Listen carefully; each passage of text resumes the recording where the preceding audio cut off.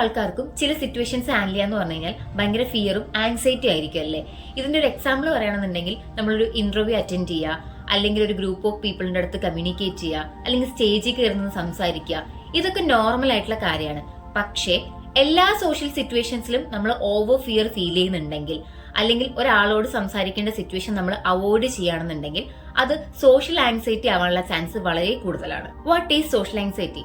Social anxiety disorder എന്ന് വെച്ച് കഴിഞ്ഞാൽ നമ്മൾ മറ്റുള്ളവരുടെ മുന്നിൽ വെച്ച് ഇൻസൾട്ടഡ് ആവുമോ, അല്ലെങ്കിൽ അവരെ നമ്മളെ ജഡ്ജ് ചെയ്യുമോ എന്നുള്ള ഡീപ്പ് ഇന്റൻസ് ഫിയർ ഉണ്ടാവും. അത് കൂടാതെ തന്നെ നമുക്ക് എന്തെങ്കിലും മിസ്റ്റേക്ക് പറ്റുമോ, അല്ലെങ്കിൽ എല്ലാവരും നമ്മളെ ഓക്വേർഡ് ആയിട്ടാണോ കാണുന്നത്, ഈ ചിന്ത നമ്മുടെ മൈൻഡിലേക്ക് റിപ്പീറ്റഡ് ആയിട്ട് വന്നുകൊണ്ടേയിരിക്കും. ഒരു റിയൽ ലൈഫ് എക്സാമ്പിൾ വെച്ച് പറയുകയാണെന്നുണ്ടെങ്കിൽ, ഇപ്പൊ ക്ലാസ്സിൽ ടീച്ചർ നമ്മുടെ അടുത്ത് എന്തെങ്കിലും ഒരു ക്വസ്റ്റ്യൻ ചോദിച്ചു, നമുക്കതിന്റെ ആൻസർ അറിയാം, പക്ഷെ എന്നാലും അത് നമുക്ക് ഇനീഷ്യേറ്റ് ചെയ്ത് പറയാനുള്ളൊരു പേടി ഉണ്ടാവും.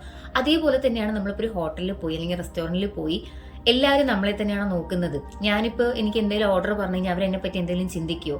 പിന്നെ ഇപ്പൊ ഒരു കോള് വരികയാണ്, നമുക്ക് എന്തെങ്കിലും ഫോൺ കോളൊക്കെ വരികയാണെന്നുണ്ടെങ്കിൽ അത് അറ്റൻഡ് ചെയ്ത് സംസാരിക്കുമ്പോൾ പോലും നമുക്ക് ഭയങ്കര ഫിയർ ആയിരിക്കും.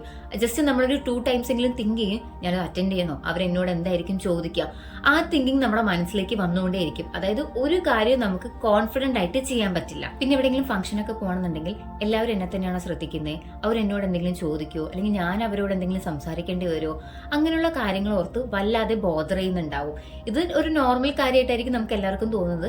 പക്ഷേ സോഷ്യൽ ആങ്സൈറ്റി ഉള്ളവർ ഈ ഒരു ചെറിയ ചെറിയ കാരണങ്ങൾ കൊണ്ട് വല്ലാതെ സ്ട്രഗിൾ ചെയ്യുന്നു. ഇതിന്റെ സിംറ്റംസ് നോക്കുകയാണെന്നുണ്ടെങ്കിൽ ഓവർ തിങ്കിങ്ങും, കോൺസ്റ്റന്റ് ഫിയർ ഓഫ് ജഡ്ജ്മെന്റലും, പിന്നെ നെഗറ്റീവ് സെൽഫ് ടോക്ക്, അതായത് എന്നെ കൊണ്ടൊന്നും പറ്റില്ല, ഞാൻ പോരാ, അങ്ങനെയുള്ള തോട്ടൊക്കെ ഉണ്ടാവും. ഫിസിക്കൽ സിംറ്റം നോക്കുകയാണെന്നുണ്ടെങ്കിൽ ഷിവറിങ്ങും, സ്വെറ്റിങ്ങും, അതുപോലെ ഇപ്പൊ സംസാരിക്കുമ്പോഴുള്ള സ്റ്റട്ടറിങ്ങും, സൗണ്ടിലുള്ള പതർച്ചയൊക്കെ ഉണ്ടാവും.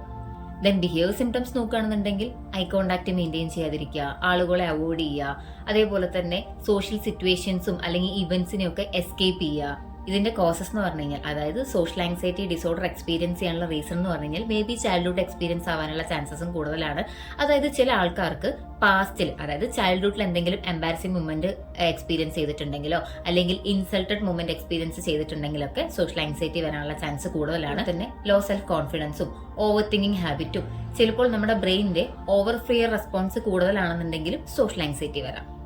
സോഷ്യൽ ആങ്സൈറ്റി നമ്മുടെ റിയൽ ലൈഫിനെ എങ്ങനെ എഫക്ട് ചെയ്യുന്നു വെച്ച് കഴിഞ്ഞാൽ, നമുക്ക് നല്ലൊരു ഫ്രണ്ട്ഷിപ്പ് ഉണ്ടാകുന്നത് ബുദ്ധിമുട്ടായിരിക്കും, അതുപോലെ ഒരു റിലേഷൻഷിപ്പ് ഉണ്ടാകുന്നത് ബുദ്ധിമുട്ടായിരിക്കും. പിന്നെ ഒരു കാര്യത്തിലും നമുക്ക് കോൺഫിഡന്റ് അല്ലാത്തത് കൊണ്ട് നമുക്ക് ഒരുപാട് കരിയർ ഓപ്പർച്യൂണിറ്റി മിസ്സാവാനുള്ള ചാൻസ് കൂടുതലാണ്. പിന്നെ നമുക്ക് ഒറ്റപ്പെട്ടൊരു ലൈഫായിരിക്കും നമ്മൾ ബീയിങ് ചെയ്യുന്നുണ്ടാവുക, അതായത് വല്ലാതെ ഐസൊലേഷൻ നമ്മൾ ഫീൽ ചെയ്യും. ഒരു മെയിൻ തിങ് എന്താണെന്ന് വെച്ച് കഴിഞ്ഞാൽ, സോഷ്യൽ ആങ്സൈറ്റി ഉള്ളവർ ഷൈനസ് കാണിക്കോ അല്ലെങ്കിൽ അവരുടെ ആറ്റിറ്റ്യൂഡ് ഷോ ചെയ്യുകയോ അല്ല, ഇതൊരു മെന്റൽ ഹെൽത്ത് സിറ്റുവേഷൻ ആണ്. എങ്ങനെയാണ് സോഷ്യൽ ആങ്സൈറ്റിനെ ഓവർകം ചെയ്യാന്ന് വെച്ച് കഴിഞ്ഞാൽ, നമ്മളിപ്പോൾ പെട്ടെന്നൊരു സറൗണ്ടിങ്സിന്റെ അടുത്ത് പോയിട്ട് ഇന്ററാക്ട് ചെയ്യേണ്ട ആവശ്യമൊന്നുമില്ല. ജസ്റ്റ് 1-2 പേരുടെ അടുത്ത് നമ്മൾ ഡെയിലി ഒന്ന് കമ്മ്യൂണിക്കേറ്റ് ചെയ്യാൻ ട്രൈ ചെയ്താൽ മതി. അതേപോലെ തന്നെ നെഗറ്റീവ് തോട്ട്സിനെ ചാലഞ്ച് ചെയ്തെടുക്കുക. അതായത് ഇപ്പോൾ നമ്മൾ നോർമലി സോഷ്യൽ ആങ്സൈറ്റി ഉള്ളവർ തിങ്ക് ചെയ്യുന്നത് അവരെന്നെ ജഡ്ജ് ചെയ്യോ അല്ലെങ്കിൽ അവരെന്നെ എംബാരസിങ് ചെയ്യോ എന്നൊക്കെയാണ്. ആ തോട്ട് മാറ്റി വെച്ചിട്ട് അവരെന്നെ ജഡ്ജ് ചെയ്ത് എന്താ കുഴപ്പം എന്നുള്ളൊരു തോട്ടിലേക്ക് കൺവേർട്ട് ചെയ്യാം.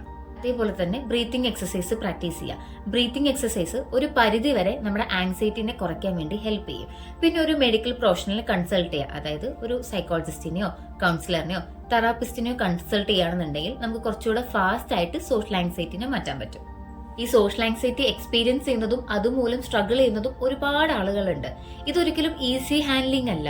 ബട്ട് വൺ ഡേ ഇന്ന് നിങ്ങൾ സ്ട്രഗിൾ ചെയ്യുന്ന അല്ലെങ്കിൽ ഇന്ന് നിങ്ങൾ ഫിയർ ആയിട്ട് കാണുന്ന പല കാര്യങ്ങളും കോൺഫിഡന്റ് ആയിട്ട് ചെയ്യാൻ പറ്റും.